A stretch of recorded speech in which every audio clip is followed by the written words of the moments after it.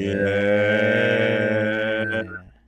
And we're back again. Off season. Preview. Yeah. With the 18th installation. For the nation. With your Miami.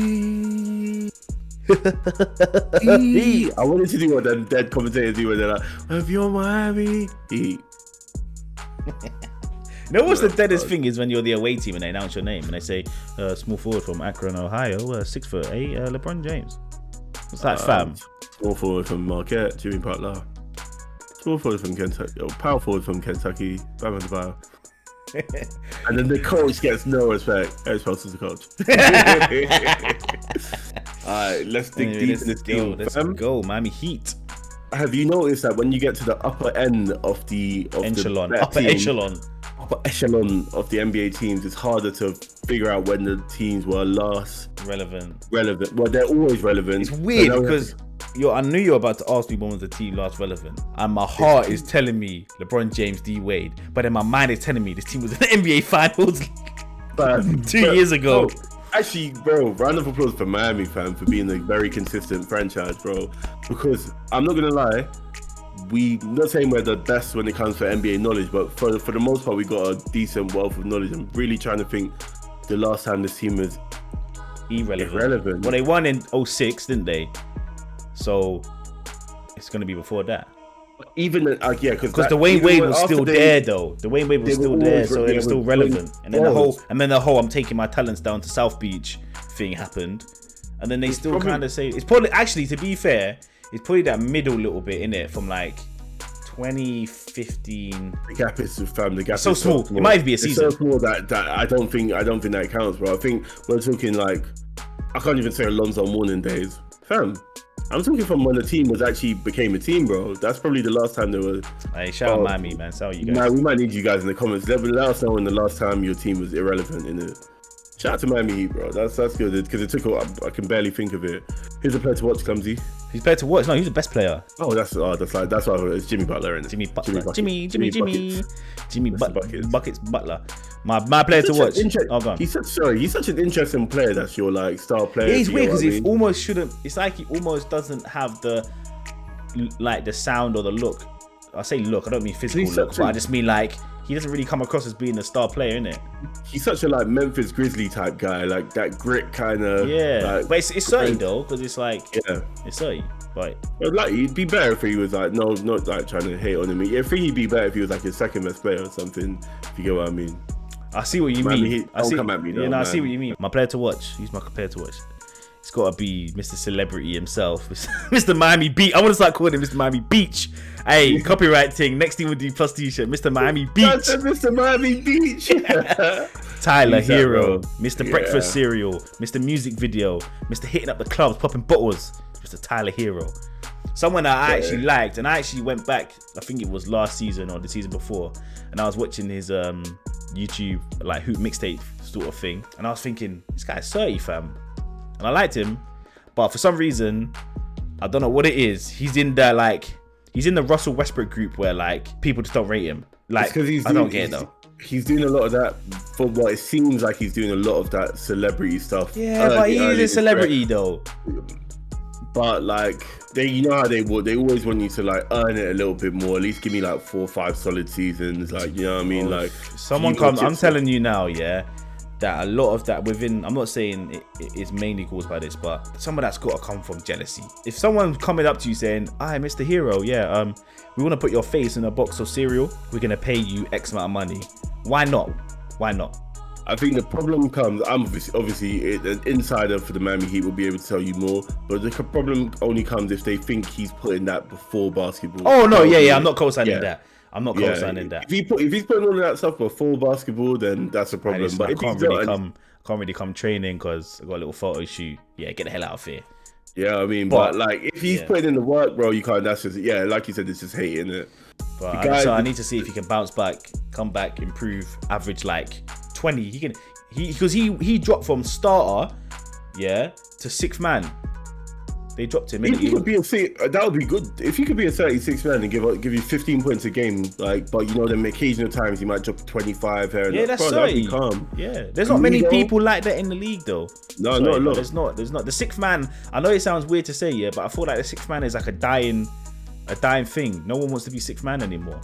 It's either the bench as a whole, but there's not that one player each team has that's the difference maker. Like Jordan Clarksons who like to come. Not even. I'm talking about the ultimate sixth guy, like Mr. Lou Williams. Like he's your guy. He's that guy that can come off that embraces the role, innit? Yeah, embrace the For role. Me, though, the two peak guys I want to watch. Kyle Lowry, obviously, you had first thing to drop when it came to free agency was Kyle Lowry going to Miami. Championship player. I'm going to see what he can bring to the team. Best friends with Jimmy, obviously. So if you got two close friends playing, you expect instant chemistry. So that should be pretty cool to see. Victor Oladipo, kind of want to see him when he's rehabbed fully, comes back. I want to see what he can do. Like, I kind of feel sorry for him, innit? I kind of feel sorry for him. He had a rough ride. Was he a 1-time or 2-time? Also, I think one time. But if they can get him at that level, we're looking at a dangerous franchise. The thing, you know what? You think they'll obviously Kyle Lowry, Bad Boys, Mr. Mike Lowry. You think they'll do some form of wordplay and marketing around Kyle Lowry and Mike Lowry, Bad Boys, Jimmy, especially if he's friends with Jimmy Butler. Listen, Miami Heat marketing team. If you want to hit me up, they do look like. But when you actually look at the team, right? They do have a few rough riders on the team, bro. Rough riders. It's not. You can already look at the team. It's not a soft team, bro. PJ Tucker. They got Kyle Lowry. Bro, not many people get baptized in the NBA finals like that. Actually, bro, I like you saying that. This is a bad boy team in the NBA right now. You know, Jimmy Butler, Udonis Haslem, Markieff Morris. Shout out to Udonis Haslem as well. 41 years old. Keep getting. Hashtag most NBA fights coming from the Miami Heat this season, bro. If you're a soft team, enjoy playing against Miami this season. It's gonna be a hard game, bro. What's your hot take?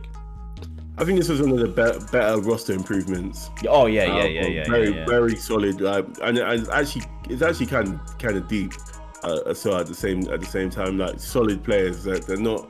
I'm not really questioning this. Apart from Victor Oladipo coming from injury, I'm not really questioning this team that much. Saying, "Oh, if this guy does that," I'm not. This team's solid, pretty solid. Definitely for me, this is 100% a league pass team, 100% without a shadow of a doubt. League pass team. And for those of you that haven't watched the rest of our off-season previews, when we say league pass team, it's a team that you're happy to tune into on NBA League Pass and watch, even though you're not a fan. And also an East Coast team for the UK fans out there like us.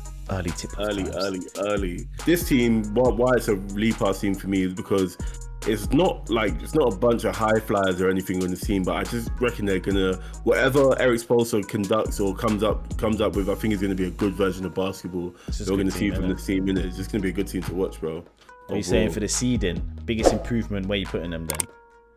I think this team has potential to be the 3rd to the 5th seed in the Eastern Conference. 100% playoffs. I'll be shocked. Yeah. Like, actually shocked. I feel like it would take a lot of serious injuries for them to not make the playoffs. I would actually get a Miami Heat tattoo, fam, if they don't make it. This guy, guys, if you've watched all of our off-season preview videos, this guy is now up to 3 tattoos. He's got an Orlando Magic tattoo. Yeah. I feel it was a Houston tattoo. A Houston Rockets tattoo, and now a Miami Heat tattoo. 100%. If they don't make it, I'd actually get a Miami tattoo. I'm actually not confident that they'll make it, and I'm confident because of the transactions. Clumsy. What the transaction? Who they bring in? Obviously, they brought in Mr. Kyle Lowry. Yes, sir. Mr. Markieff Morris. Yes, sir. Mr. Victor Oladipo. Yes, sir. And PJ Tucker. PJ Tucker. So, bro, they brought on board 2 NBA champions, bro. You know, that's a lot of like. I don't know why I'm laughing, fam, but it's just funny, isn't it? Because you know, like I know it just sounds mad disrespectful, innit? But like, obviously, each player adds something to a team. But fam, man's getting NBA championship, he got baptized into the next religion. But the little that dunk was mad. That's one of the most craziest NBA finals I've ever seen, fam. Especially watching that live. Fam, we watched that live. We watched that live, fam. Yeah.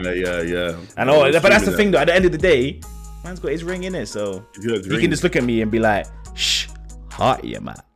And I'll be like, "You know what, PJ? You're right, man." He's like, Milwaukee, we dogs, man. We dogs. Oh. Let me quickly sign with Miami though.